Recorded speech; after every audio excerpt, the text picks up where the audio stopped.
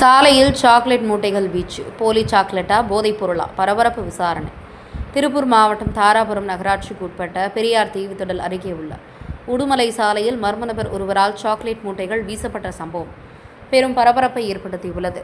பாழடைந்த பேருந்து நிறுத்தத்தில் பொதுமக்கள் ஏற்கனவே குப்பைகளை கொட்டி வந்த நிலையில் இரவு மர்ம நபர் ஒருவர் மூட்டைகள் முழுவதும் சாக்லேட்டுகளை சாலை நடுவே கொட்டி சென்றார்.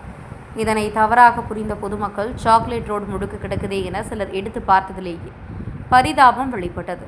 அந்த சாக்லேட்டுகள் போலியான பிராண்ட் பெயர்களுடன் தயாரிக்கப்பட்டவை என்றும் சில சாக்லேட்டுகள் காலாவதியான நிலையில் உள்ளன என்றும் தெரியவந்தது.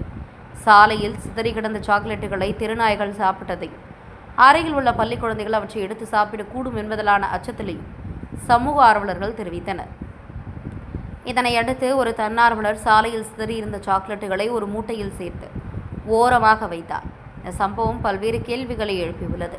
இவை போலி சாக்லேட்டுகளா, போதைப் பொருளாக தயாரிக்கப்பட்ட சாக்லேட்டுகளா? இந்த செயலை செய்த நபர் யார்?